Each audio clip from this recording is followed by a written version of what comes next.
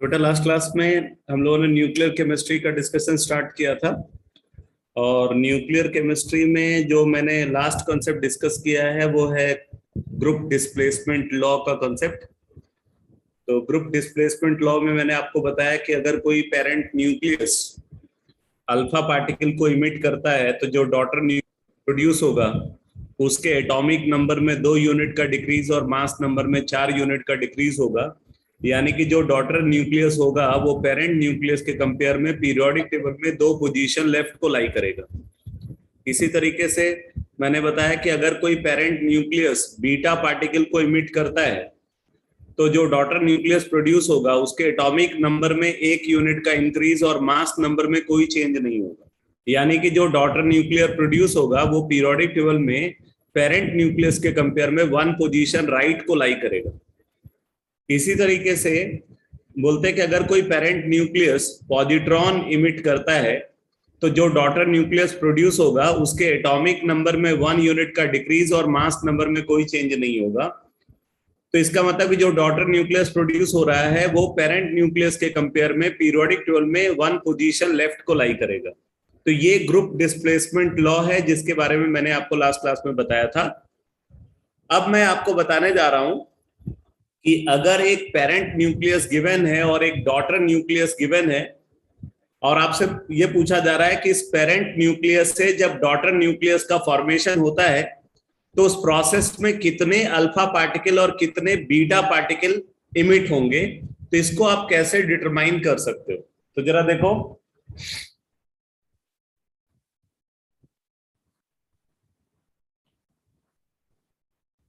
मान लो हम एक पेरेंट न्यूक्लियस एक्स को कंसीडर कर रहे हैं जिसका एटॉमिक नंबर Z1 है और mass number A1।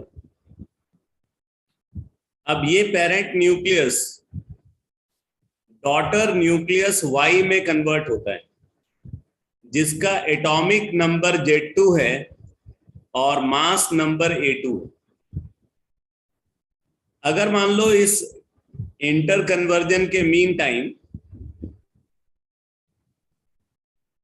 m number of alpha particle और n number of beta particle emit होते हैं तो हमें ये m और n वैल्यू डिटरमाइन करनी है। ठीक है, हमें यहाँ पे m और n वैल्यू डिटरमाइन करनी है। तो अब m और n वैल्यू को कैसे डिटरमाइन करेंगे, तो देखो हमें पता है कि मास नंबर में जो भी चेंज आ रहा है वो मास नंबर में चेंज सिर्फ अल्फा पार्टिकल की वजह से होगा, बीटा पार्टिकल की वजह से नहीं। ये बात क्लियर है सबको? Yes sir. मास नंबर का जो चेंज हो रहा है यहाँ पे A1 से A2 का, ये सिर्फ अल्फा पार्टिकल की वजह से हो रहा है, बीटा पार्टिकल की वजह से नहीं हो रहा। तो और हमें ये भी पता है कि एक अल्फा पार्टिकल के इमिशन पे मास नंबर में 4 यूनिट का डिक्रीज होगा। तो हम ये बोल सकते हैं कि m वैल्यू यहाँ पे क्या होनी चाहिए, m is equal to initial mass number minus final mass number divided by 4 होना चाहिए। ये m होगा, m is equal to A1 minus A2 by 4। ये क्लियर है?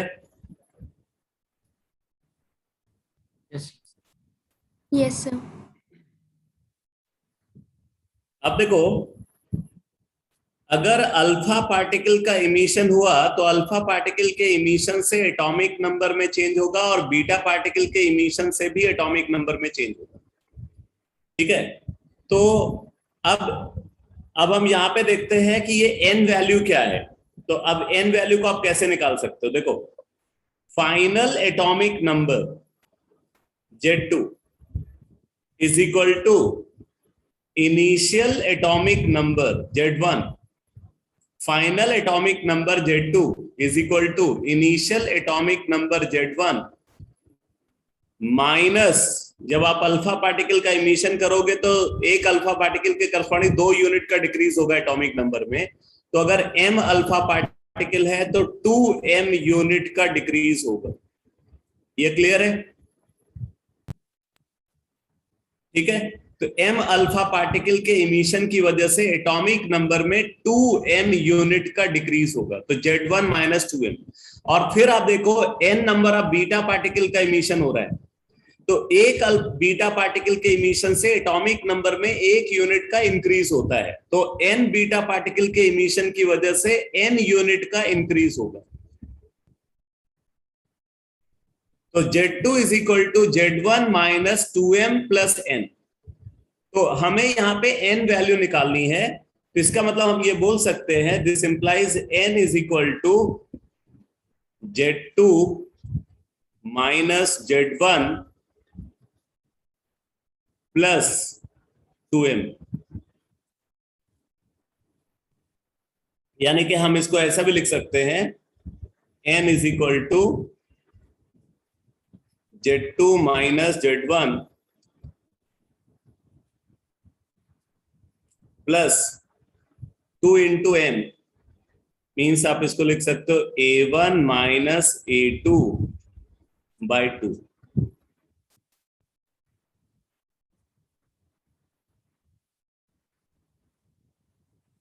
ये number of beta particle emitted को कैलकुलेट करने के लिए फॉर्मूला। ये क्लियर हुआ बेटा सबको?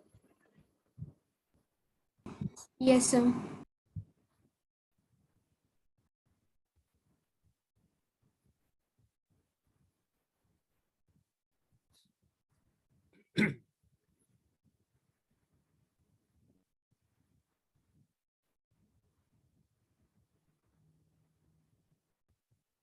अब देखो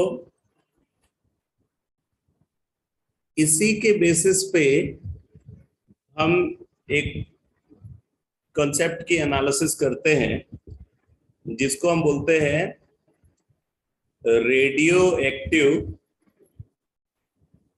disintegration series.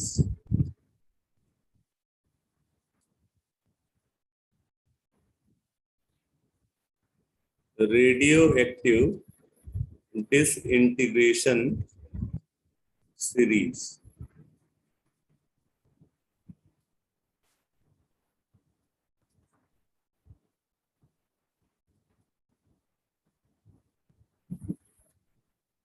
Radio active disintegration series, इसमें आप नोट करो, लिखो following four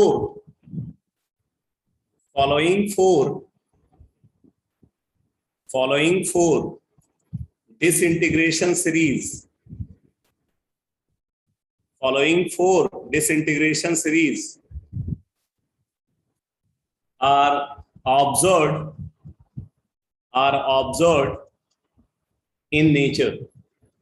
are observed in nature.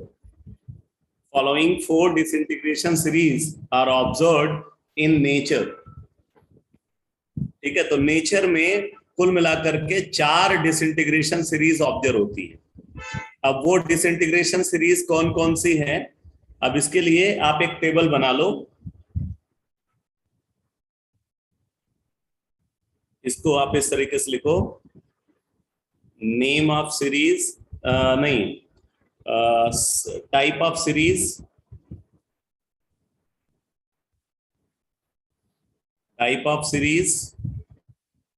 अब पहले देख लेना कितने कॉलम बनाने हैं, उसके बाद आप नोट करना।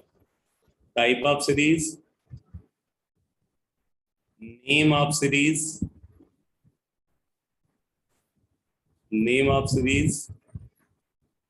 ठीक है। फिर उसके बाद स्टार्टिंग एलिमेंट, यानी कि पेरेंट एलिमेंट आप बोल सकते हो।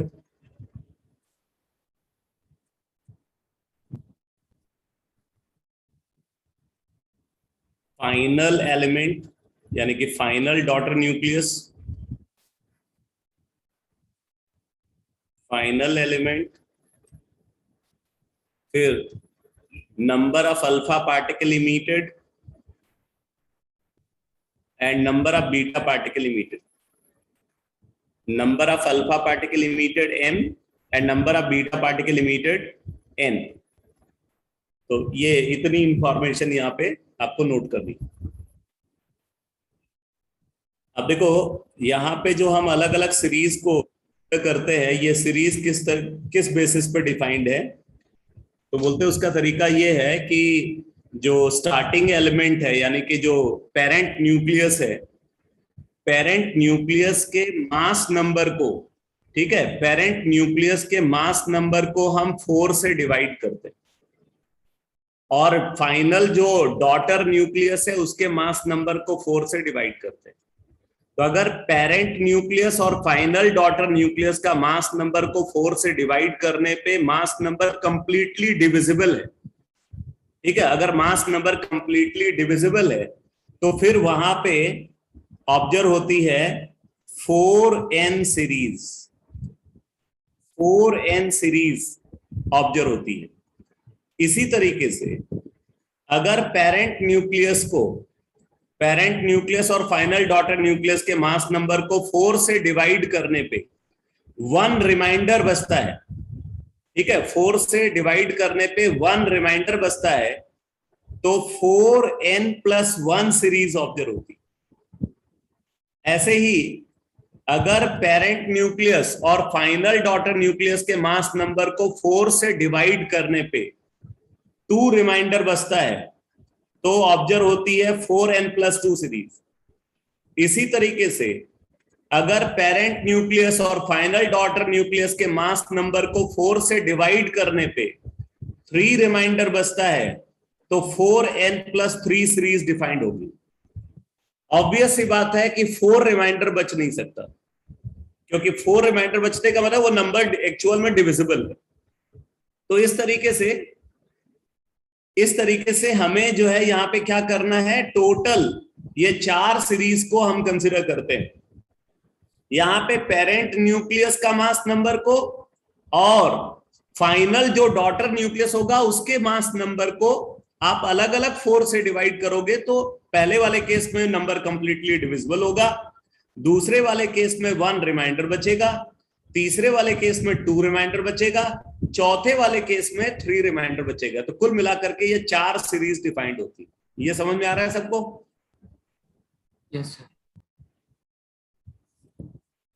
ठीक है। अब ये जो अलग अलग सीरीज हैं, इन सीरीज का एक स्पेसिफिक नेम है जो जिस पे बेस क्वेश्चन पूछा जाता है, तो ये आपको याद रखना है। जो 4n सीरीज है इसको थोरियम सीरीज बोलते हैं, थोरियम सीरीज।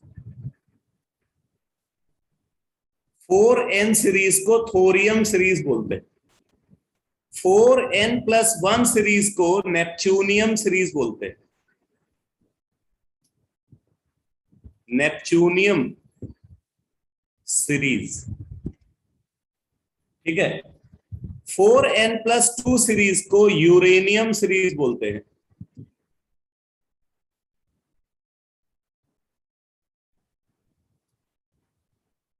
और 4n+3 सीरीज को एक्टिनियम सीरीज बोलते हैं, एक्टिनियम सीरीज।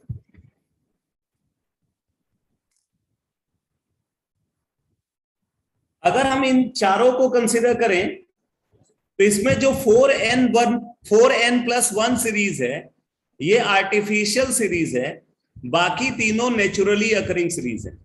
तो आप इस बात को नीचे लिख लो, लिखो,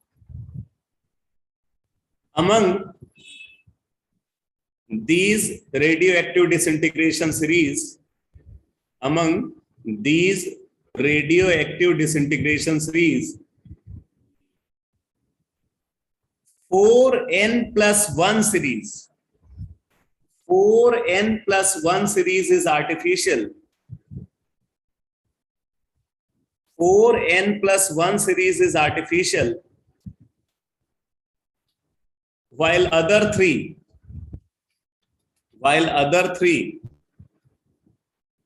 are naturally occurring, while other three are naturally occurring. तो ये भी आपको याद रखना है कि 4n+1 सीरीज ये आर्टिफिशियल सीरीज है, बाकी 4n 4n+2 4n+3 ये नेचुरली अकरिंग सीरीज है। अब देखो जो 4n सीरीज है, 4n सीरीज का स्टार्टिंग न्यूक्लियस है 90 थोरियम 232 90 थोरियम 232। आप अगर इसका मास नंबर को देखो, इसके मास नंबर को 4 से डिवाइड करने पे ये कंप्लीटली डिविजिबल है। अब देखो ये इसका मास नंबर 4 से कंप्लीटली डिविजिबल है। ठीक है, यहाँ पे जो फाइनल डॉटर न्यूक्लियस है वो है 82 लेड 208 82 लेड 208। आप यहाँ पे देख सकते हो इसका भी मास नंबर 4 से कंप्लीटली डिविजिबल है। ठीक है, तो अब जरा यहाँ पे बाकी ये m और n वैल्यू निकाल करके बताओ क्या होगी। m और n वैल्यू क्या होगी?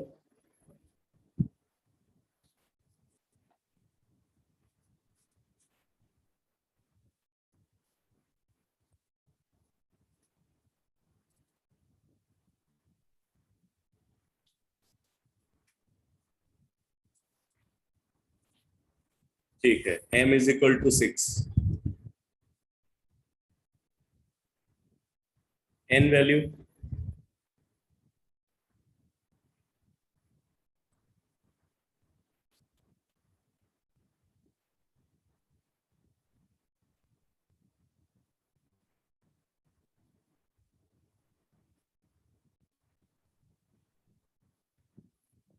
गलत, 4 है sir. n is equal to 4। तो 6 अल्फा और 4 बीटा पार्टिकल इमिट होंगे। इस प्रोसेस में 6 अल्फा और 4 बीटा पार्टिकल इमिट होंगे। अब देखो नेपच्यूनियम सीरीज को कंसिडर करते हैं। नेपच्यूनियम सीरीज का जो स्टार्टिंग एलिमेंट है वो है 94 प्लूटोनियम 241। आप देख रहे हो इसके मास नंबर को 4 से डिवाइड करने पे 1 रिमाइंडर बचता है। और इसका जो फाइनल एलिमेंट है वो है 83 बिस्मथ 209। 83 बिस्मथ 209। m और n वैल्यू निकालो।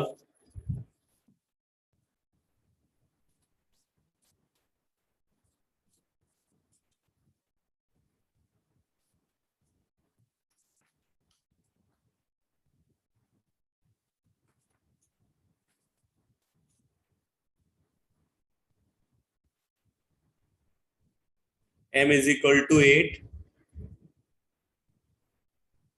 ठीक है, और n is equal to 5। 8 alpha and 5 beta particle का इमिशन होगा। अब देखो 4n+2 सीरीज यानी कि यूरेनियम सीरीज को कंसिडर करते हैं। तो इसका स्टार्टिंग एलिमेंट है 92 यूरेनियम 238। अब इस मास नंबर को अगर आप 4 से डिवाइड करोगे तो 2 रिमाइंडर बचेगा। और जो फाइनल डॉटर न्यूक्लियस है यहाँ पे वो है 82 लेड 206। 82 लेड 206। m और n वैल्यू बताओ।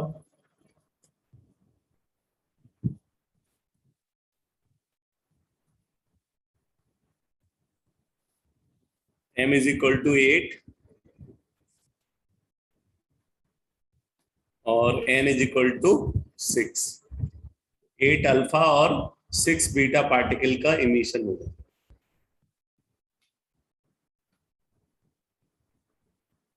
ठीक है, 4n+3 सीरीज 4n+3 सीरीज यानी कि एक्टिनियम सीरीज।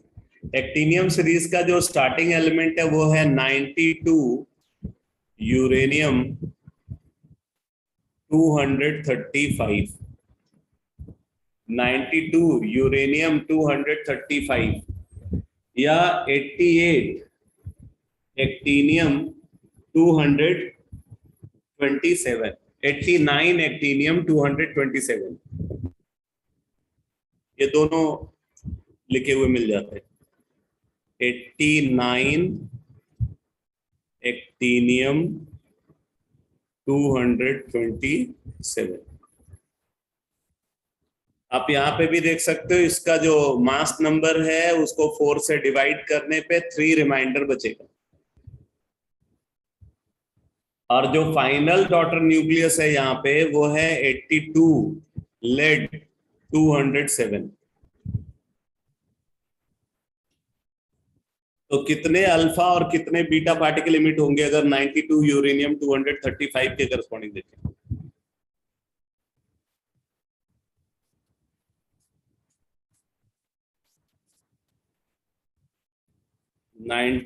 यूरेनियम 235 के करस्पॉन्डिंग 7 अल्फा और 4 beta.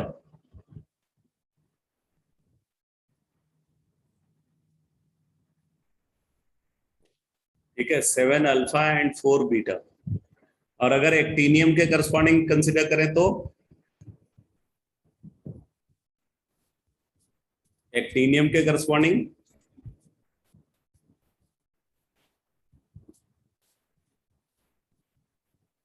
5 alpha and 3 beta, 5 alpha and 3 beta. अच्छा, अब आप यहाँ पे एक चीज दे सकते हो कि जो कोई भी आप रेडियो एक्टिव डिसइंटीग्रेशन सीरीज को आप देखो, रेडियो एक्टिव डिसइंटीग्रेशन सीरीज का एंड कहाँ पे होता है?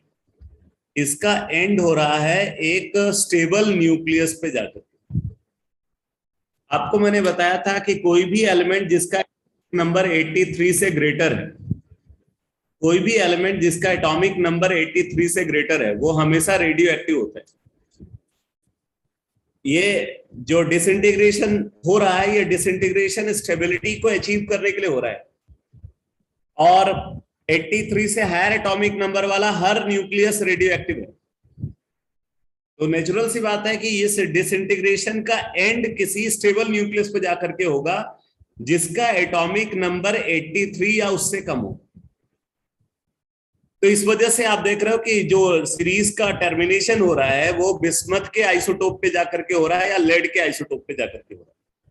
आपको ऐसे याद रखना है कि जो आर्टिफिशियल सीरीज है उसका एंड बिस्मथ के आइसोटोप पे हो रहा है, बाकी जो नेचुरल सीरीज है उनका एंड लेड के आइसोटोप पे जाकर के हो रहा है। जो एक आर्टिफिशियल सीरीज है उसका फाइनल डॉटर न्यूक्लियस बिस्मथ का आइसोटोप है, बाकी जो 3 नेचुरल सीरीज हैं उनका फाइनल डॉटर न्यूक्लियस लेड का आइसोटोप है। क्लियर है बेटा? Yes sir. Yes sir. ये याद रखने का तरीका बता रहा हूं आपको। आर्टिफिशियल सीरीज का टर्मिनेशन बिस्मथ के आइसोटोप पे जाकर के हो रहा है, बाकी जो नेचुरल सीरीज है उनका टर्मिनेशन लेड के आइसोटोप पे जाकर के हो रहा है। उस लेड के आइसोटोप का मास नंबर क्या होगा? तो मास नंबर के लिए आपको ये देखना है कि कौन सी सीरीज है। 4n है तो मास नंबर ऐसा होना चाहिए जो 4 से डिविजिबल हो। 4n+1 है तो मास नंबर ऐसा होना चाहिए जो कि 4 से डिवाइड करने पे 1 रिमाइंडर प्रोड्यूस करे। ऐसे ही 4n+2 के केस में 2 रिमाइंडर प्रोड्यूस होना चाहिए, और 4n+3 के केस में 3 रिमाइंडर प्रोड्यूस होना चाहिए। तो ये पूरी एनालिसिस बहुत इंपॉर्टेंट है। इस पे आपको कॉलम मैचिंग टाइप के क्वेश्चन या और भी दूसरे फॉर्म में क्वेश्चन आपको मिल सकते हैं।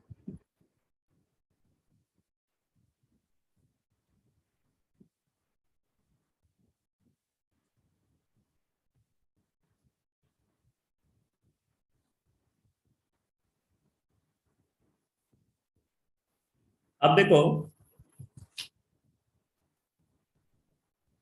यहाँ पे हम न्यूक्लियर मॉडल को कंसिडर करते हैं, और जब हम न्यूक्लियर मॉडल, जैसे एटॉमिक मॉडल होता है वैसे न्यूक्लियर मॉडल को भी कंसिडर किया जाता है। तो न्यूक्लियर मॉडल में दो टाइप के न्यूक्लियर मॉडल को मेनली कंसिडर किया जाता है। एक तो वाटर ड्रॉप मॉडल है और दूसरा न्यूक्लियर सेल मॉडल है। जैसे अगर हम एटम के लिए एटॉमिक मॉडल को कंसिडर करते हैं तो एटॉमिक मॉडल में थॉमसन एटॉमिक मॉडल है, रदरफोर्ड एटॉमिक मॉडल है, बोहर एटॉमिक मॉडल है, वेव मैकेनिकल मॉडल है। उसी तरीके से अगर हम न्यूक्लियर मॉडल की बात करें तो न्यूक्लियर मॉडल में दो न्यूक्लियर मॉडल कंसिडर किए जाते हैं। एक वाटर ड्रॉप मॉडल है और दूसरा न्यूक्लियर सेल मॉडल है। तो वाटर ड्रॉप मॉडल में क्या है? वाटर ड्रॉप मॉडल में न्यूक्लियस को वाटर ड्रॉप के साथ कंपेयर करके एनालिसिस की गई है कि जैसे अगर एक वाटर ड्रॉप को कंसीडर करें तो वाटर ड्रॉप बना होता है वाटर मॉलिक्यूल से, उसी तरीके से न्यूक्लियस का फॉर्मेशन होता है न्यूक्लियॉन से। वाटर ड्रॉप का कॉन्स्टिट्यूएंट वाटर मॉलिक्यूल है, तो उसी तरीके से न्यूक्लियस का कॉन्स्टिट्यूएंट न्यूक्लियॉन्स है। ठीक है, इसी तरीके से बोलते हैं कि जो वाटर मॉलिक्यूल्स हैं, वाटर मॉलिक्यूल्स आपस में सेकेंडरी फोर्सेस के थ्रू इंटरैक्ट करते हैं। सेकेंडरी फोर्सेस मतलब वो फोर्सेस जो इनवर्स स्क्वायर लॉ को नहीं फॉलो करते।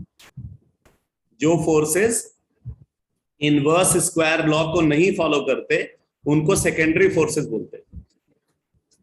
तो वाटर मॉलिक्यूल के बीच में जो फोर्स ऑपरेट होता है वो सेकेंडरी फोर्स है, वो इनवर्स स्क्वायर लॉ को फॉलो नहीं करता। इसी तरीके से बोल रहे हैं कि न्यूक्लियॉन्स के बीच में न्यूक्लियर फोर्सेस ऑपरेट होते हैं जो कि इनवर्स स्क्वायर लॉ को फॉलो नहीं करते।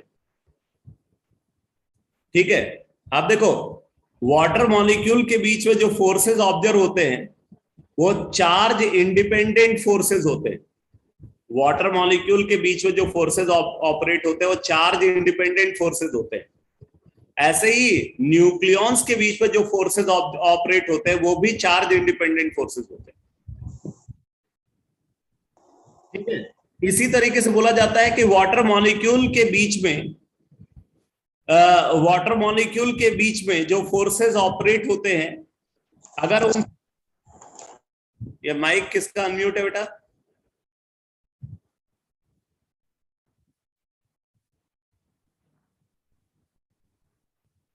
ठीक है, तो इसी तरीके से बोलते हैं कि जो वाटर ड्रॉप को अगर कंसीडर किया जाए तो वाटर ड्रॉप की जो सरफेस बाउंड्री है, ठीक है, वाटर ड्रॉप की जो सरफेस बाउंड्री है वो क्लियरली डिफाइंड नहीं है।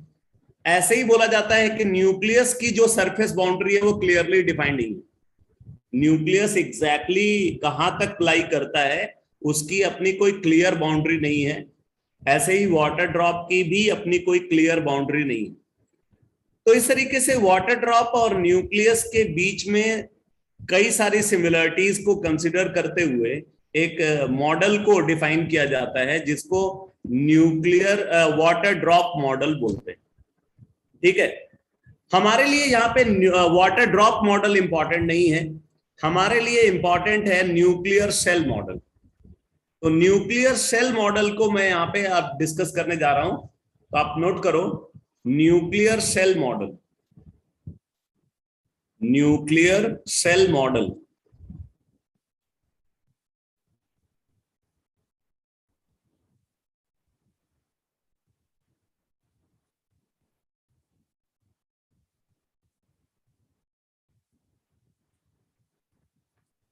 न्यूक्लियर सेल मॉडल, तो इसमें आप लिखो this nuclear model,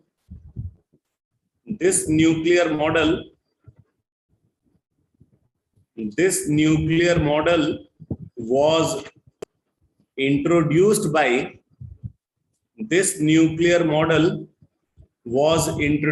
by this nuclear model was introduced by Jensen and Mayer. Jensen and mayor.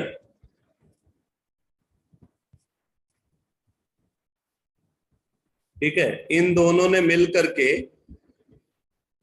इस न्यूक्लियर मॉडल को इंट्रोड्यूस किया। जबकि जो वाटर ड्रॉप मॉडल के बारे में मैंने आपको बताया, वाटर ड्रॉप मॉडल को इंट्रोड्यूस किया बोहर एंड व्हीलर ने। बोहर एंड व्हीलर ने मिलकर के वाटर ड्रॉप मॉडल को डिफाइन किया, और जेनसेन एंड मेयर ने न्यूक्लियर सेल मॉडल को डिफाइन किया। ठीक है, तो आप आगे नोट करो। Important features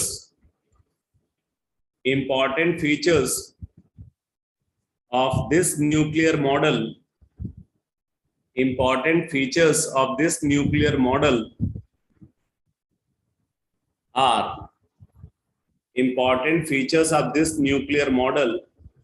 are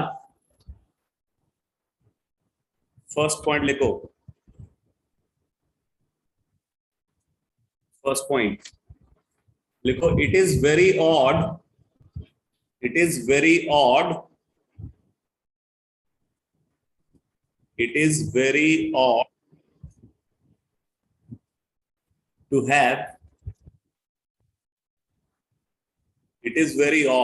to have odd number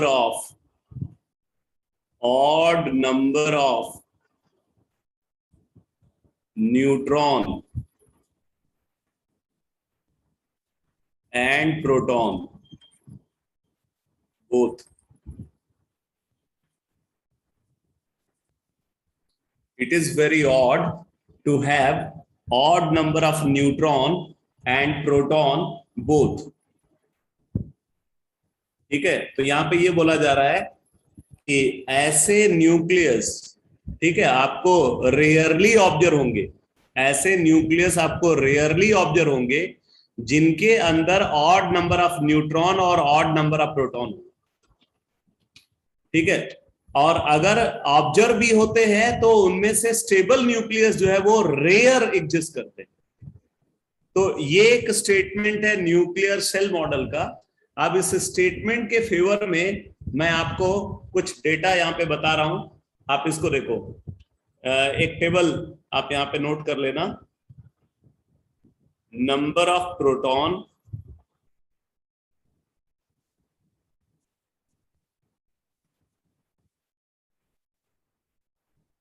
number of neutrons,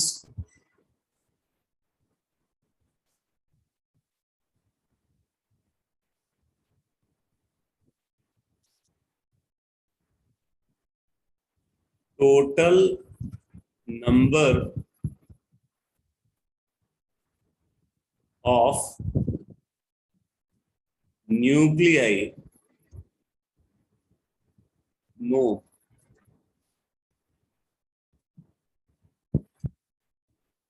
total number of nuclei known. ये 3 कॉलम टेबल ये आपको बनानी है। अब इसमें फर्स्ट केस देखो, अगर प्रोटॉन का नंबर इवन है, इवन नंबर ऑफ प्रोटॉन है, न्यूट्रॉन का नंबर भी इवन है, ठीक है, प्रोटॉन का नंबर भी इवन है और न्यूट्रॉन का नंबर भी इवन है, तो जो total number of nuclei known है ऐसे, उनका नंबर है 165। ऐसे 165 न्यूक्लियाई नोन है जिनमें प्रोटॉन और न्यूट्रॉन दोनों इवन नंबर में प्रेजेंट। नंबर 2, अगर प्रोटॉन का नंबर इवन है और न्यूट्रॉन का नंबर ऑड है, ऑड नंबर ऑफ न्यूट्रॉन और इवन नंबर ऑफ प्रोटॉन अगर प्रेजेंट है, तो ऐसे जो total number of nuclei known है उनका नंबर है 55। 55 न्यूक्लियाई ऐसे नोन है जिनमें प्रोटॉन का नंबर इवन है और न्यूट्रॉन का नंबर ऑड है। नंबर 3, अगर प्रोटॉन का नंबर ऑड है और न्यूट्रॉन का नंबर इवन है, तो ऐसे जो total number of nuclei known है उनका नंबर है 50। एंड नंबर 4, अगर प्रोटॉन का नंबर भी ऑड है और न्यूट्रॉन का नंबर भी ऑड है, ऐसे जो total number of nuclei known है वो सिर्फ 5 है। अब देखो ये डेटा क्लियरली इस स्टेटमेंट के फेवर में है कि नहीं?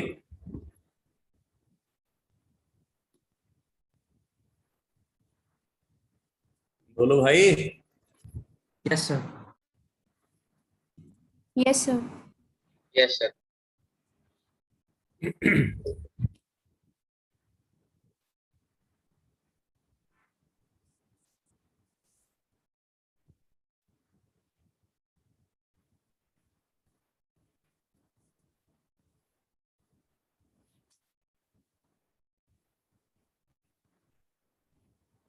सेकंड पॉइंट लिखो।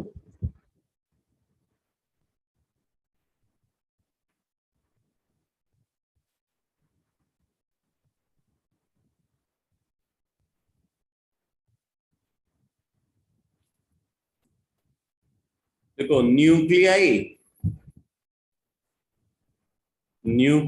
Containing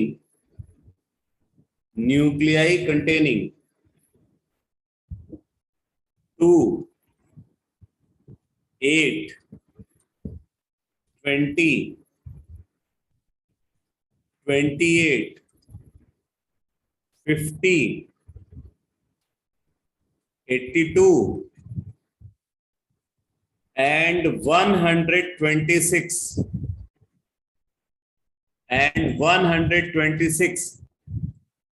protons or neutrons, nuclei having 2, 8, 20, 28, 50, 82 and 126 protons or neutrons or both,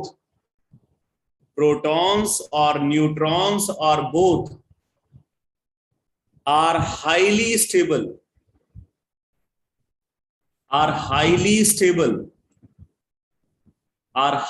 stable in compared to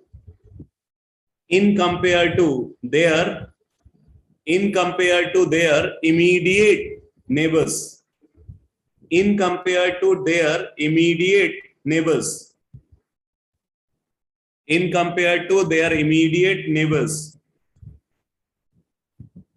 आगे लिखो, these numbers are called magic numbers. These numbers are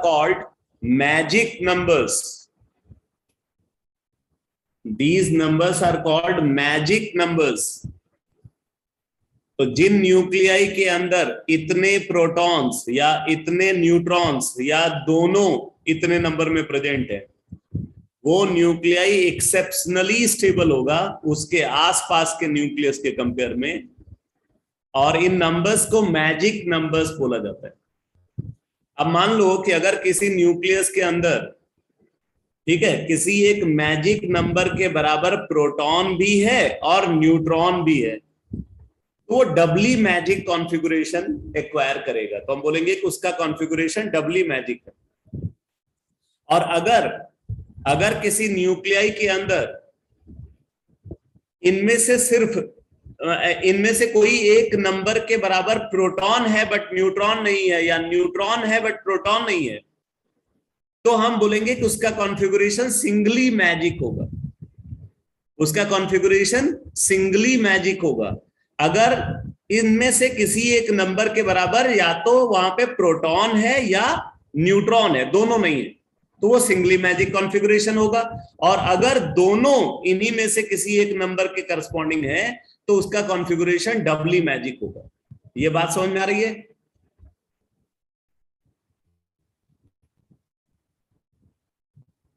singly magic, Dabali magic configuration का मतलब समझ में आ रहा है? जैसे मुझे बताओ कि 2He4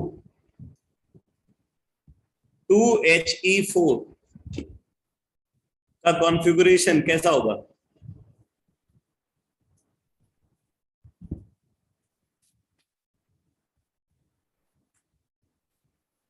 डबली मैजिक होगा, ठीक है। 8 ऑक्सीजन 16,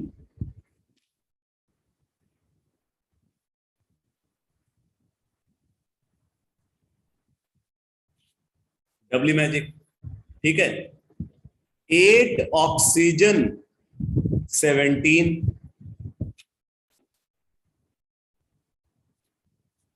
सिंगली मैजिक हो गया, ठीक है। 20 calcium 40,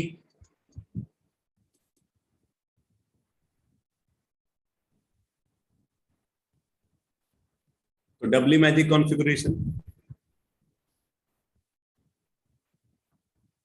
7 nitrogen 14,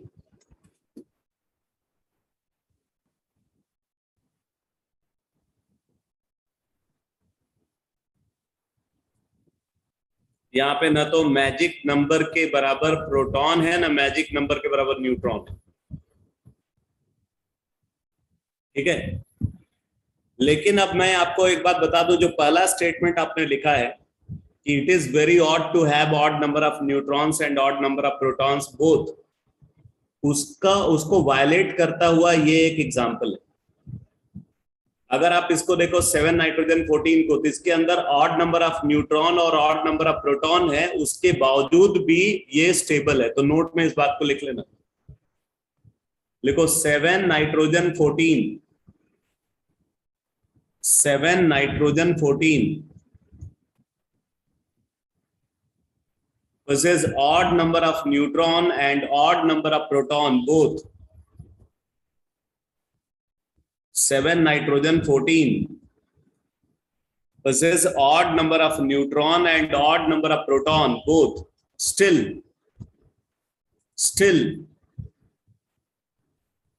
it is stable. Still it is stable. 5 nuclei ऐसे नोन हैं जिनमें ऑड नंबर ऑफ न्यूट्रॉन और ऑड नंबर ऑफ प्रोटॉन है। उनमें से स्टेबल की अगर बात करें तो यही एक न्यूक्लियस है बेटा। जैसे अगर आपसे बोला जाए कि क्या 5 बोरॉन 10 स्टेबल है, 5 बोरॉन 10 क्या स्टेबल है?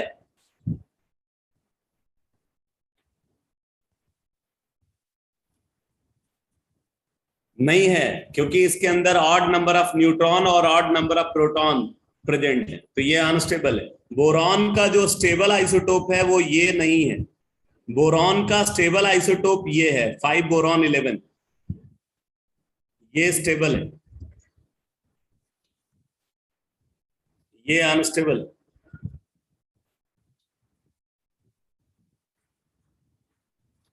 इसी तरीके से 15 फास्फोरस 30 क्या स्टेबल है?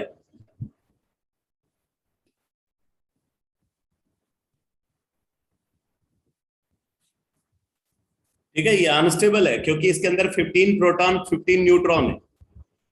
तो ऑड नंबर ऑफ न्यूट्रॉन और ऑड नंबर ऑफ प्रोटॉन होने की वजह से ये क्या है? अनस्टेबल। फास्फोरस का जो स्टेबल आइसोटोप है वो 15 फास्फोरस 31 होता है। ये फास्फोरस का स्टेबल आइसोटोप है।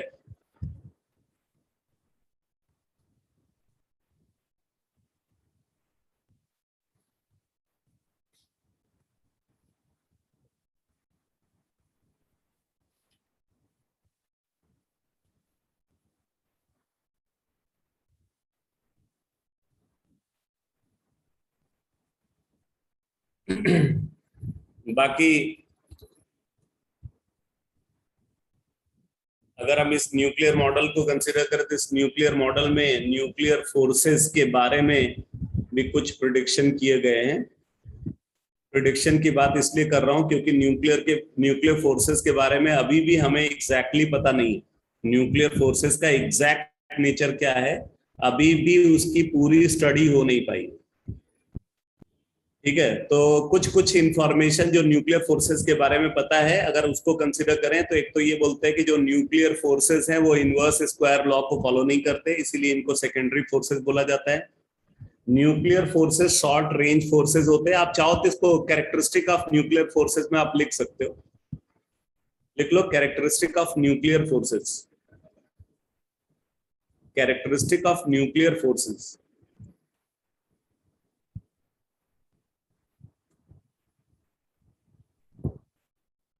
इसमें लिखो सर अभी लास्ट हेडिंग क्या बताई आपने? Characteristic of nuclear forces.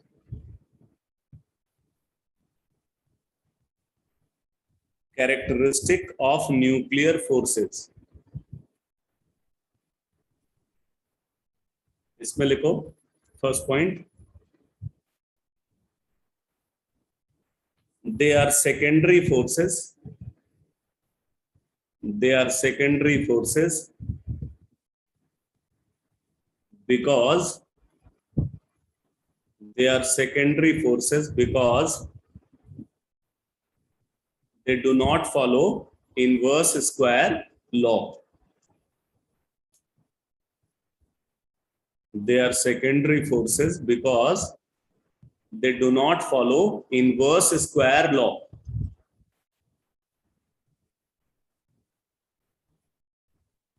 दूसरा पॉइंट लिखो,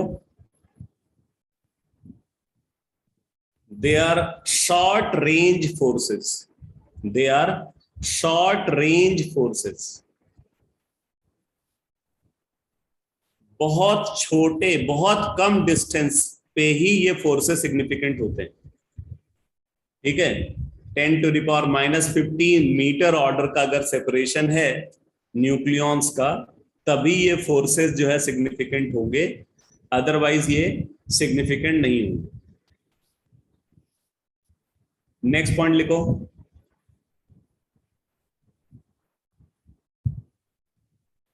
they are always attractive in nature, they are always attractive in nature, they are always attractive in nature। जो न्यूक्लियर फोर्सेस हैं वो हमेशा अट्रैक्टिव इन नेचर होते हैं,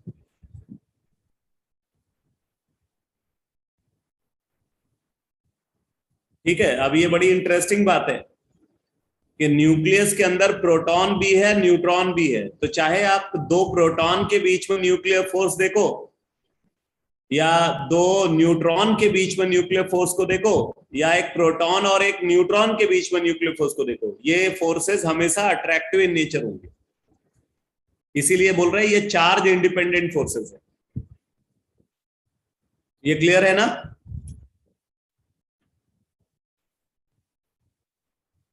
Yes.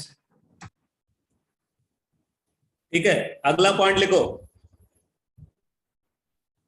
लिखो forces between all the nucleons, forces between all the nucleons, forces between all the nucleons is same throughout, forces between all the nucleons, forces between all the nucleons is same throughout, is same throughout, ठीक है। इसका मतलब कि force between neutron and neutron, force between proton and proton and force between proton and neutron, ये हमेशा क्या है? Equal है।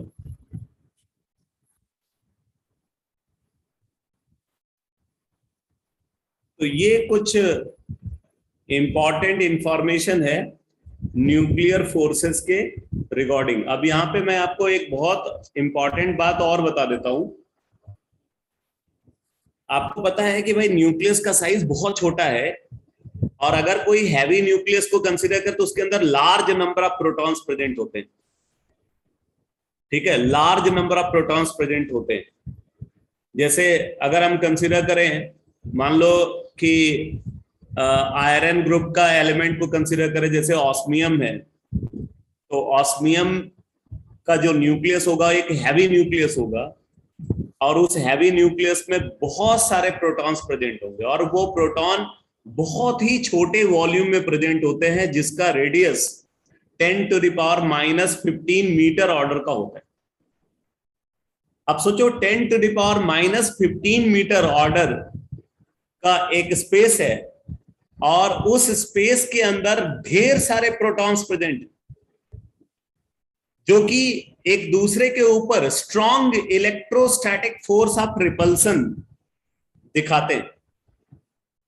तो ऑब्वियस ही बात है कि उन रिपल्सिव फोर्स को काउंटर करने वाला अगर फोर्स वहां पे नहीं प्रेजेंट होगा तो फिर वो न्यूक्लियॉन्स एक साथ उतने छोटे स्पेस में एग्जिस्ट ही नहीं कर सकते। तो बोल रहे कि जो प्रोटॉन और प्रोटॉन के बीच में रिपल्सिव फोर्स है, उस रिपल्सिव फोर्स को सेचुरेट करने के लिए वहां पे स्ट्रॉन्ग अट्रैक्टिव फोर्स भी प्रेजेंट होता है, जो कि हमेशा अट्रैक्टिव इन नेचर होता है और जो चार्ज इंडिपेंडेंट होता है।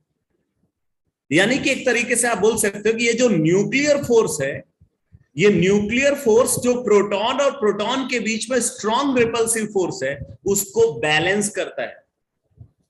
इनफैक्ट मैं आपको बता दूं, कई बार ऐसा भी होता है कि ये न्यूक्लियर फोर्स उस रिपल्सिव फोर्स से स्ट्रॉन्ग भी हो जाता है।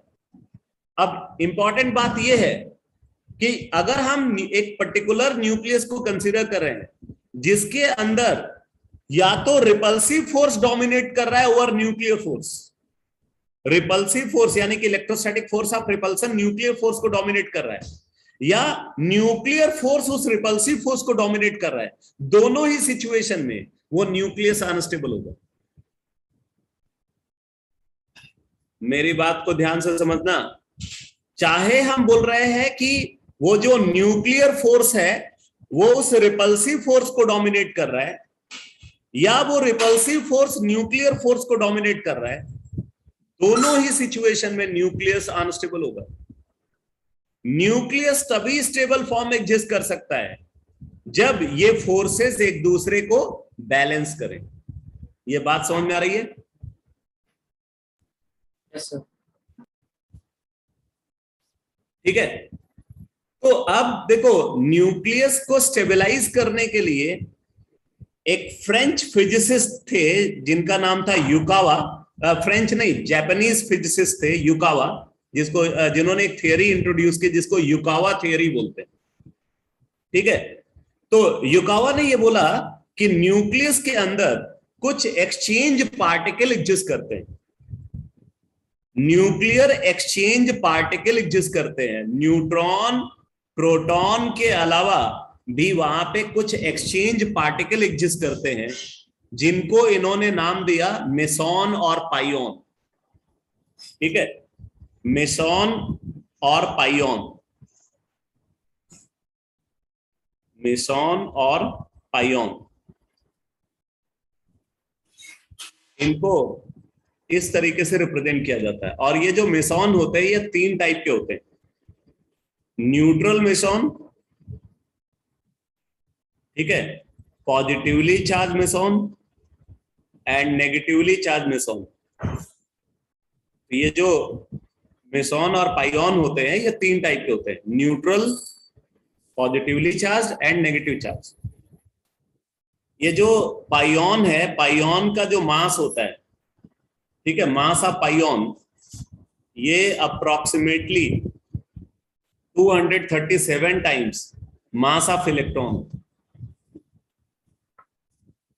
पाइऑन का mass 237 times mass of electron होता है।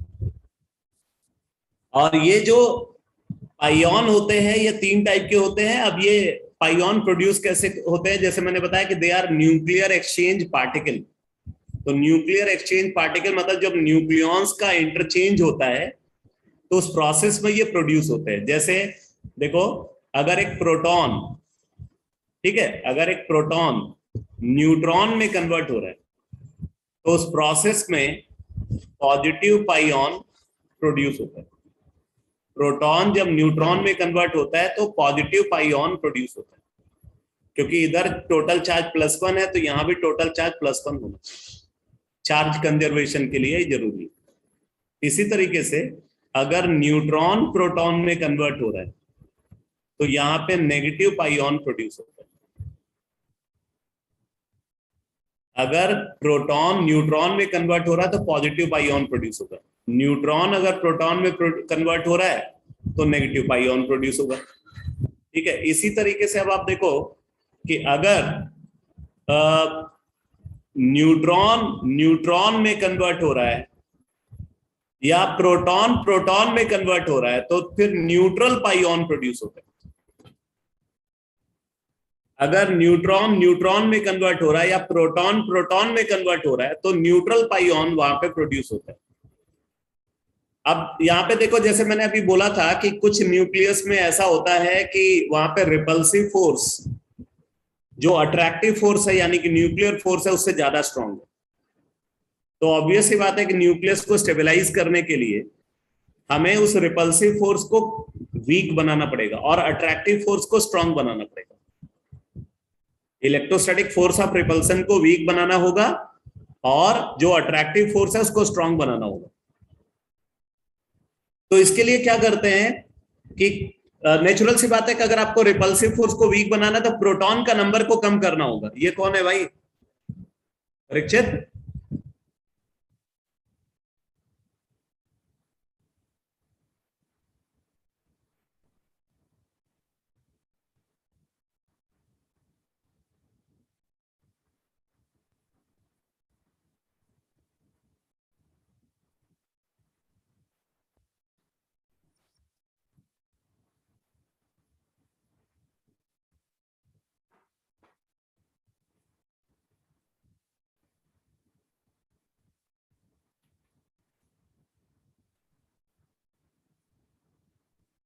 तो अब जैसे मैंने अभी बोला कि अगर न्यूक्लियस के अंदर रिपल्सिव फोर्स अट्रैक्टिव फोर्स से स्ट्रांग है तब भी न्यूक्लियस अनस्टेबल होगा, और अगर अट्रैक्टिव फोर्स रिपल्सिव फोर्स से स्ट्रांग है तब भी न्यूक्लियस अनस्टेबल होगा।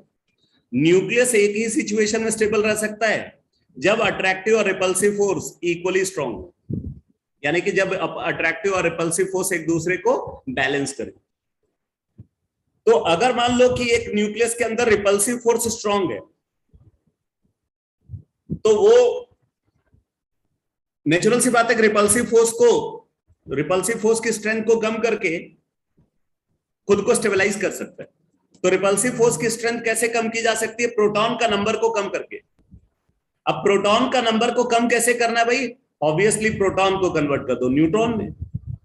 अगर प्रोटॉन को न्यूट्रॉन में कन्वर्ट कर दोगे तो प्रोटॉन का नंबर कम हो जाएगा। प्रोटॉन का नंबर अगर कम होगा तो उस प्रोसेस में एक तो आप देखो जो यहाँ पे दो न्यूक्लियॉन प्रोड्यूस हो गए, एक तो न्यूट्रॉन प्रोड्यूस हुआ और एक वो पॉजिटिव पाइऑन प्रोड्यूस हुआ। ये बात समझ में आ रही है? एक प्रोटॉन कम हुआ तो उसके अगेंस्ट दो न्यूक्लियॉन्स प्रोड्यूस हो गए, न्यूट्रॉन एंड पाइऑन। ये न्यूक्लियॉन्स का नंबर अगर बढ़ेगा तो ऑब्वियसली न्यूक्लियर फोर्स स्ट्रांग हो जाएगा। तो इससे क्या होता है, जो रिपल्सिव फोर्स है वो वीक हो जाता है और अट्रैक्टिव फोर्स की स्ट्रेंथ बढ़ जाती है, तो वो एक दूसरे को सैचुरेट करने लगते हैं, न्यूक्लियस स्टेबलाइज हो जाता है। तो न्यूक्लियस को स्टेबलाइज करने के लिए, न्यूक्लियस को स्टेबिलिटी प्रोवाइड करने के लिए जापानीज फिजिसिस्ट युकावा ने यह प्रेडिक्ट किया कि न्यूक्लियस के अंदर कुछ न्यूक्लियर एक्सचेंज पार्टिकल एग्जिस्ट करते हैं जिनको मेसॉन और पाइऑन बोलते हैं। तो ये पूरा डिस्कशन आपको समझ में आ रहा है बेटा? Yes sir.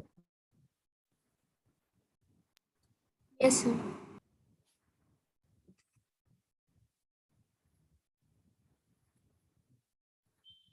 देखो, मास कंजर्वेशन हमेशा होगा। मास कंजर्वेशन जो है वो हमेशा होल्ड करेगा।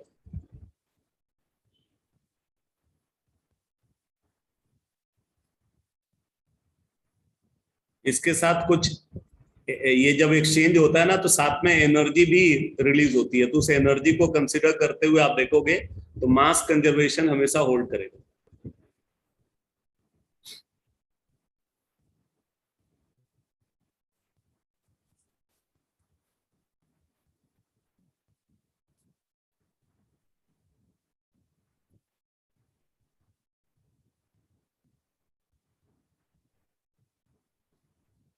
अब आप लिखो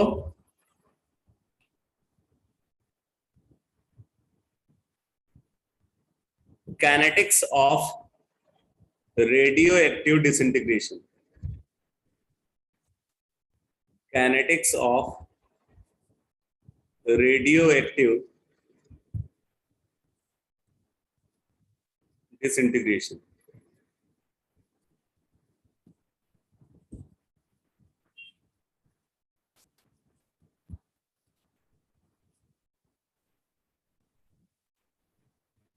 इसमें लिखो all radioactive disintegration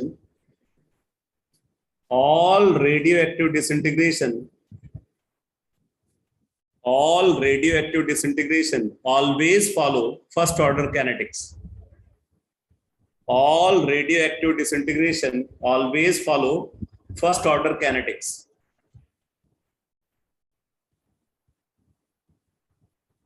And they are independent from temperature.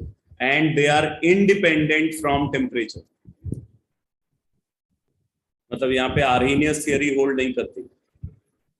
And they are independent from temperature.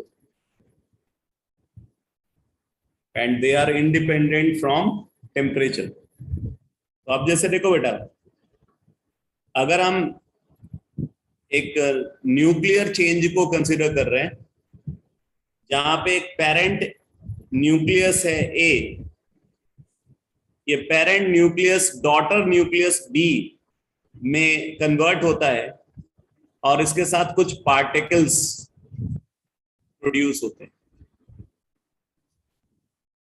ठीक है, इसमें हम ए को बोलेंगे parent nucleus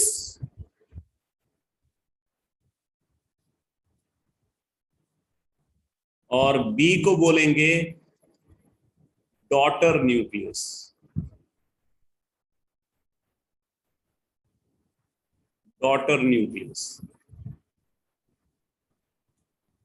Parent nucleus gets converted into daughter nucleus plus particles. ठीक है, अब देखो अगर T is equal to 0 पे n not number of nuclei parent nucleus के प्रेजेंट. ठीक है, T is equal to 0 पे n not number of nuclei इसके present. And at certain time t इसके n number of nuclei present. T is equal to 0 पे n naught number of nuclei present है and at time t इसके n number of nuclei present है. और इसका जो decay constant है, ये जो रेडियो एक्टिव डिसइंटीग्रेशन हो रहा है, इसका डिसइंटीग्रेशन कांस्टेंट या डिके कांस्टेंट लेमडा है. ठीक है, लेमडा यहाँ पे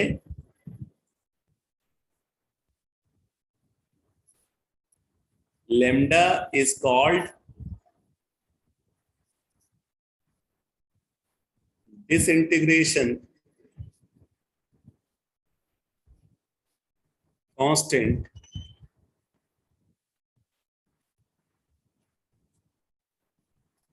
or decay constant.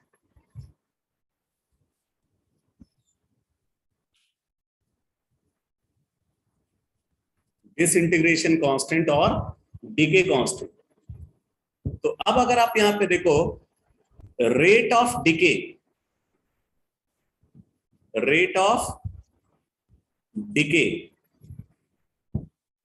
या रेट ऑफ डिसइंटीग्रेशन, कुछ भी बोल सकते हो, रेट ऑफ डीके, और इसको एक्टिविटी ऑफ द सैंपल भी बोलते हैं. Activity of the sample.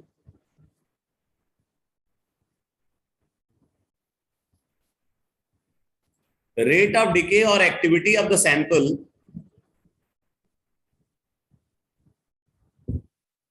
This is equal to minus dn by dt.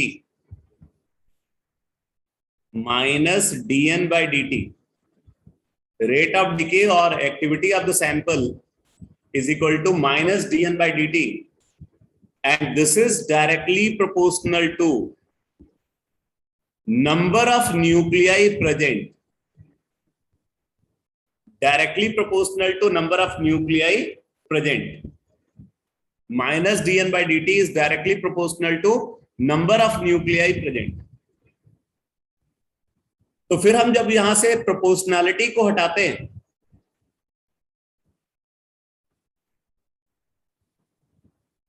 तो प्रोपोर्शनैलिटी को हटाने पे यहां पे प्रोपोर्शनैलिटी कांस्टेंट टर्म आ जाता है लेम्डा, तो लेम्डा इंटू एन ये लिख सकते हैं। Minus D N by D T is equal to lambda into N. N पे अगर आप यहां पावर देखो तो 1 है, तो इसीलिए बोल रहे हैं कि रेडियो एक्टिव डिसइंटीग्रेशन हमेशा फर्स्ट ऑर्डर काइनेटिक्स को फॉलो करता है।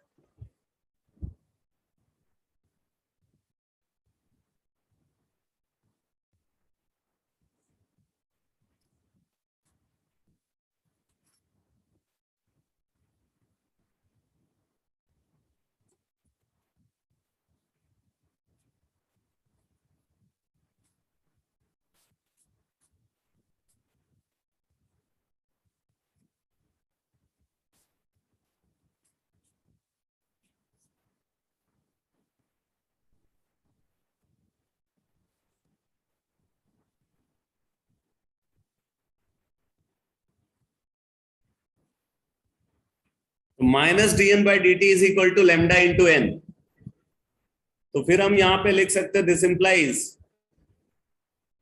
अगर हम इसको सॉल्व करें तो minus D N by N is equal to lambda into D T, और इसको इंटीग्रेट करते हैं limit N naught to N and इधर 0 टू टी। ठीक है, तो ये सॉल्व करके आ जाता है, ये सॉल्व करके आ जाता है lambda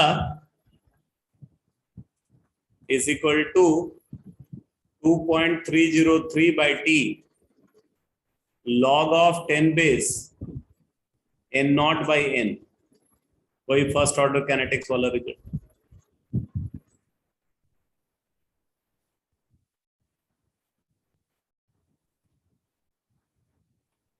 lambda is equal to 2.303 by t log of 10 base n naught by n, या ये रिजल्ट मिल जाता है n is equal to n naught into e to the power minus lambda t।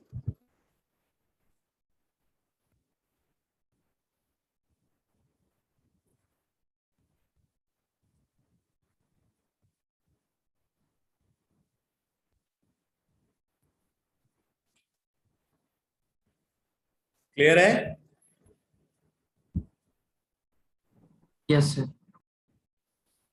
अच्छा, एक रिजल्ट और इंपॉर्टेंट है यहाँ पे,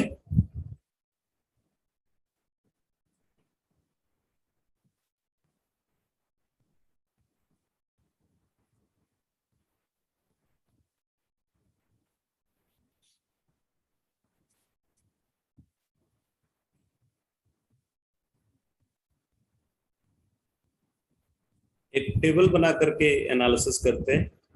टाइम,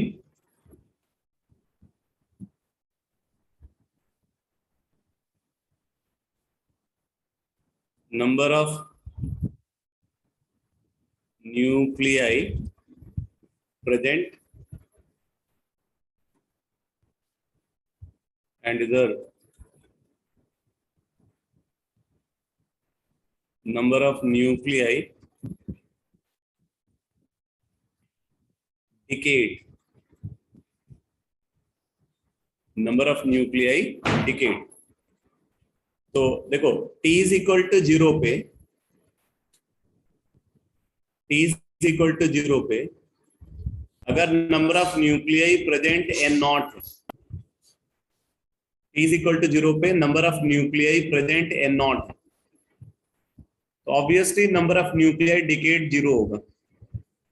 ठीक है, अब देखो अगर हम टाइम कंसीडर करते हैं T half,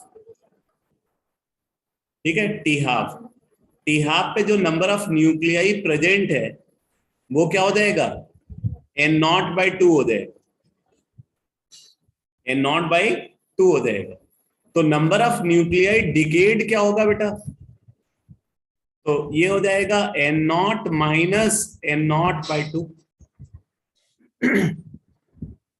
initial nuclei minus number of nuclei present, ये होगा।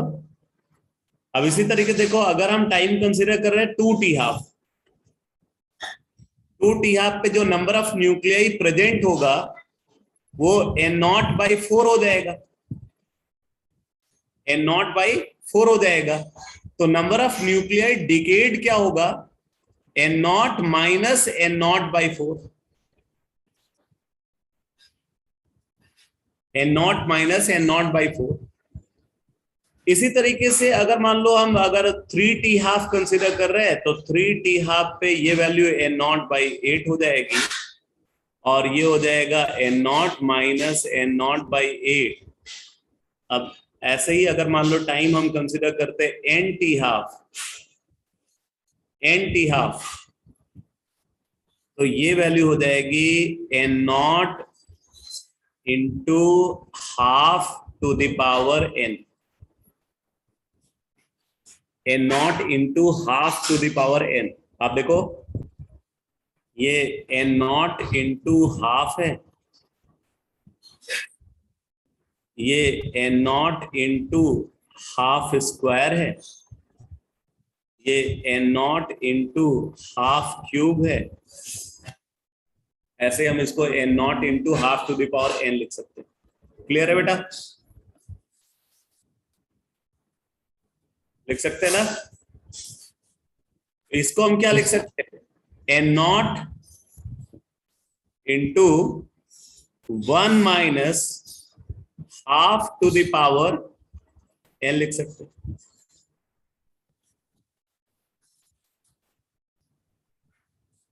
ठीक है? यस। अब यहां पे आप देखो,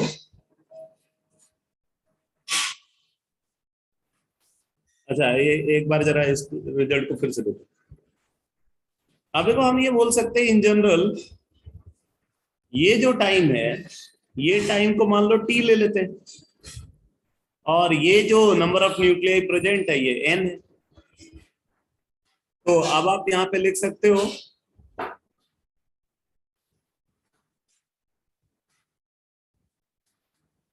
this implies n is equal to n naught into half to the power small n,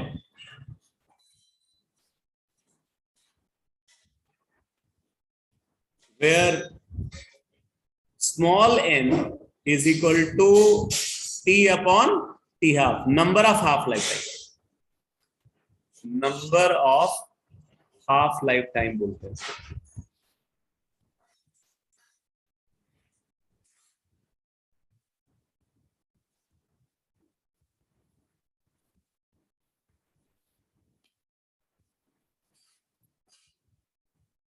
तो कई क्वेश्चन जो है यहाँ पे इसी फॉर्मूला के बेसिस पे सॉल्व हो जाते हैं बहुत आसानी से, लॉग वॉग लेने की जरूरत ही नहीं पड़ती।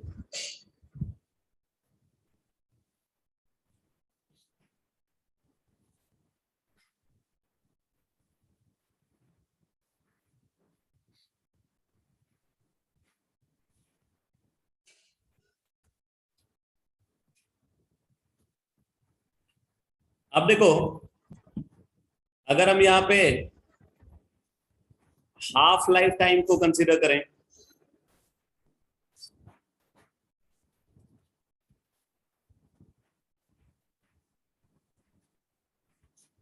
हाफ लाइफ टाइम, तो हाफ लाइफ टाइम क्या हो जाएगा? T half is equal to 0.693 upon lambda, 0.693 upon lambda, या आप इसको लिख सकते हो 2.303 log 2 by lambda, 2.303 log 2 by lambda, या ln2 by lambda.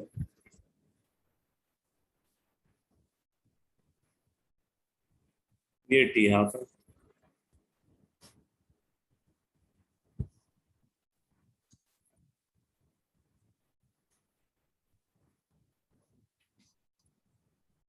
अगर यहाँ पे एवरेज लाइफ टाइम को कंसीडर करें,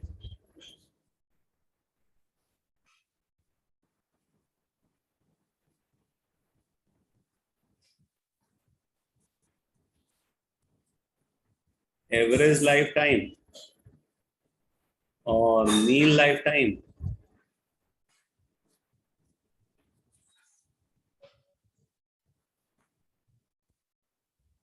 एवरेज लाइफ टाइम और मीन लाइफ टाइम, तो इसको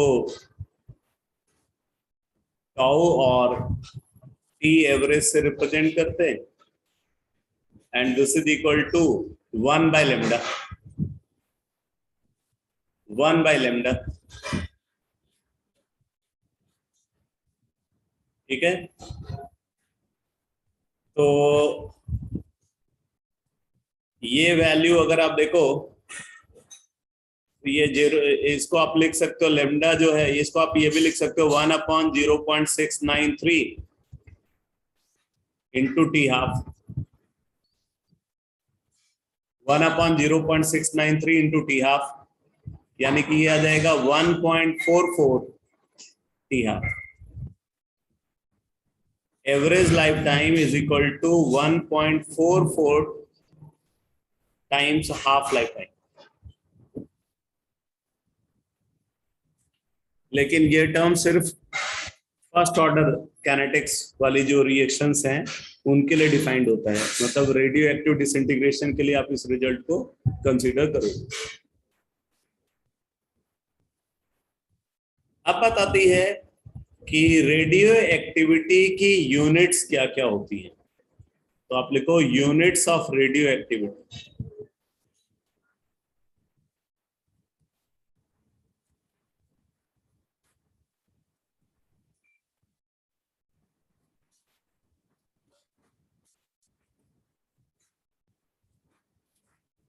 यूनिट्स ऑफ रेडियो एक्टिविटी. अब देखो, जो ये रेडियो एक्टिव डिके होता है, रेडियो एक्टिव डिसइंटीग्रेशन होता है, या रेडियो एक्टिव डिके या एक्टिविटी को अगर हम कंसीडर करें, तो एक्टिविटी के लिए हम अलग अलग यूनिट्स को डिफाइन करते हैं, और इन यूनिट्स का जो नेम है वो नेम उन साइंटिस्ट के नेम के बेसिस पे डिफाइंड है जिनका कंट्रीब्यूशन हम रेडियो एक्टिविटी के फील्ड में कंसीडर करते हैं. और जिस साइंटिस्ट का जितना ज्यादा कंट्रीब्यूशन है रेडियो एक्टिविटी फील्ड में, उसके नाम पे उतनी बड़ी यूनिट डिफाइन की गई. तो अगर हम इसकी एसआई यूनिट को कंसीडर करें, तो आप यहां पे लिख लो SI unit of radio activity. SI unit of radio activity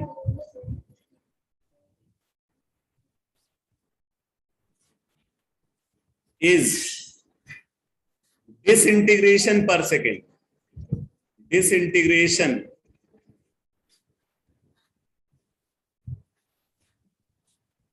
per second.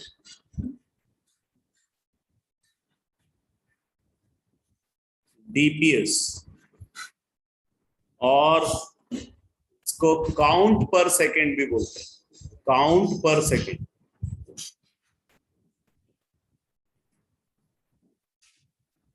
CPS,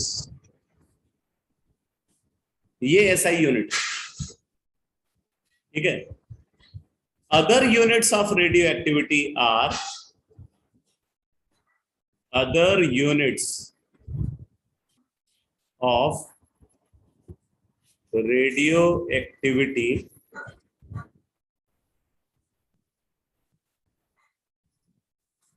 are, अब मैं इसको नेक्स्ट पेज पे लिख रहा हूं.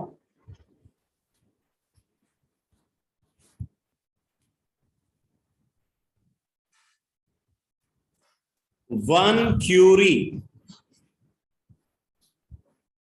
CI से रिप्रेजेंट करते हैं, इज इक्वल टू, सबसे बड़ी यूनिट यही है रेडियो एक्टिविटी की, 3.7 into 10 to the power 10 DPS. 1 curie is equal to 3.7 into 10 to the power 10 DPS. ठीक है, दूसरी यूनिट जो हम यहाँ पे डिफाइन करते हैं इसके लिए वो है रदरफोर्ड। 1 रदरफोर्ड RF से रिप्रेजेंट करते हैं, is equal to 10 to the power 6 DPS। 10 to the power 6 DPS। इसका मतलब आप ये भी बोल सकते हो कि 1 curie is equal to 3.7 into 10 to the power 4 Rutherford.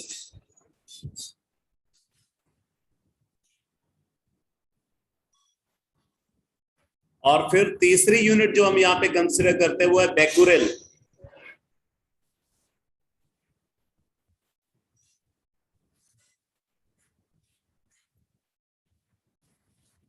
BQ 1 becquerel is equal to 1 DPS। 1 becquerel is equal to 1 DPS। ठीक है, तो ये यूनिट्स है रेडियो एक्टिविटी। जो रेट ऑफ डिके है, रेट ऑफ डिके को आप इनमें से किसी एक यूनिट के टर्म्स में एक्सप्रेस करोगे। ठीक है, अब देखो कुछ रिजल्ट्स जो आपने केमिकल काइनेटिक्स में ऑलरेडी कंसीडर किया है, उसमें कुछ एक नए रिजल्ट्स भी यहाँ पे ऑब्जर्व होते हैं। जैसे एक टर्म को हम यहाँ पे डिफाइन करते हैं जिसको बोलते हैं radio active equilibrium. Radio active equilibrium.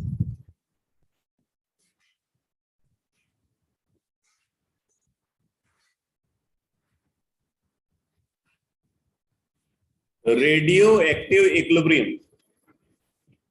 अब देखो रेडियो एक्टिव इक्विलिब्रियम कहां पे डिफाइंड होता है। जैसे हम इस चेंज को कंसीडर करें, एक पेरेंट न्यूक्लियस एक इंटरमीडिएट डॉटर न्यूक्लियस बी में कन्वर्ट हो रहा है और ये intermediate daughter nucleus final daughter nucleus C में कन्वर्ट हो रहा है। ये एक रेडियो एक्टिव चेंज है। सीरीज और कंसेक्यूटिव डिके का हम यहाँ पे एग्जांपल ले रहे हैं। अब मान लो कि इस स्टेप का डिके कांस्टेंट लैम्डा ए है और इस स्टेप का डिके कांस्टेंट लैम्डा बी है। इसका डिके कांस्टेंट लैम्डा ए है और इसका डिके कांस्टेंट लैम्डा बी है। T इज इक्वल टू 0 पे इसके जो नंबर ऑफ न्यूक्लियाई प्रेजेंट है वो Na0 है, and at certain time T इनके जो नंबर ऑफ न्यूक्लियाई प्रेजेंट है वो Na, Nb और Nc है। एक तो आप यहाँ पे बोलोगे कि जो रिएक्शन की स्टोइकियोमेट्री है उसके बेसिस पे here Na0 is equal to Na plus Nb plus Nc। ये होना चाहिए, जितने total number of nuclei starting में थे उतने ही टोटल नंबर ऑफ न्यूक्लियाई किसी टाइम T पे प्रेजेंट होंगे। अब देखो यहाँ पे ये जो इंटरमीडिएट डॉटर न्यूक्लियस है, इंटरमीडिएट डॉटर न्यूक्लियस के लिए रेडियो एक्टिव इक्विलिब्रियम एस्टैब्लिश होता है। आप इस बात को नोट कर लो,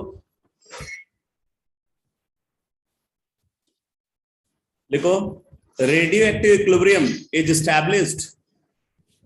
Radioactive equilibrium is established.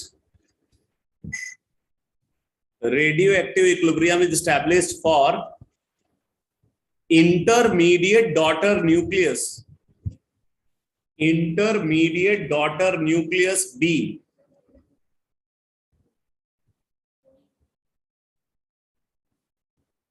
Under the condition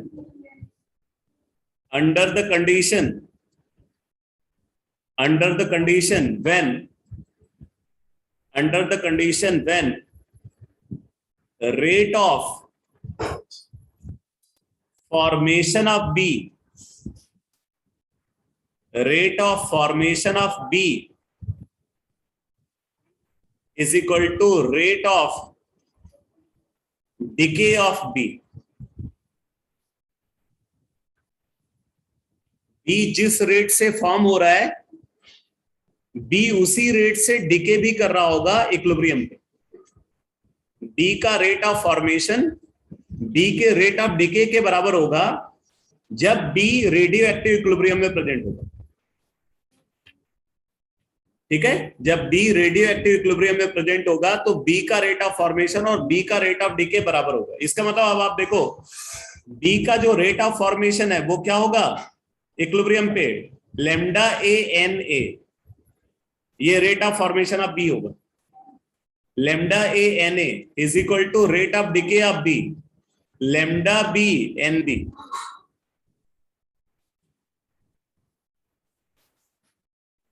lambda B N B, ये होना चाहिए। Lambda A N A is equal to lambda B N B. इसका मतलब हम ये बोल सकते हैं this implies N A by N B, N A by N B is equal to lambda B by lambda A. N A by N B is equal to lambda B by lambda A. इसका मतलब हम इसको ये भी लिख सकते हैं this is equal to T half of A upon T half of B, या हम इसको ये भी लिख सकते हैं tau A is upon tau B. जब ये कंडीशन फुलफिल होगी तब रेडियो एक्टिव इक्विलिब्रियम स्टैब्लिश होगा। तो इस पे भी न्यूमेरिकल पूछे जाते हैं। ये समझ में आया बेटा?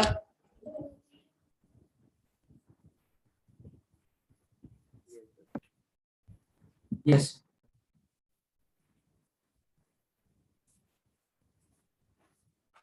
ठीक है, बोल रहा है कि जब पेरेंट न्यूक्लियस और इंटरमीडिएट डॉटर न्यूक्लियस के न्यूक्लियाई का रेशियो उनके हाफ लाइफ टाइम के रेशियो के रेसिप्रोकल के बराबर होगा, या मीन लाइफ टाइम के रेशियो के रेसिप्रोकल के बराबर होगा, तो रेडियो एक्टिव इक्विलिब्रियम स्टैब्लिश्ड होगा। इस पे बेस्ड भी क्वेश्चन जो है वो आता है। बाकी जो इंफॉर्मेशन अभी इसमें रेडियो एक्टिविटी में रहती है उसको मैं कल की क्लास में कंप्लीट करूंगा। तो कल ये चैप्टर फिनिश हो जाएगा बेटा। बाकी इसकी जो प्रॉब्लम प्रैक्टिस होगी वो हम प्रैक्टिस क्लास में देखेंगे। ओके।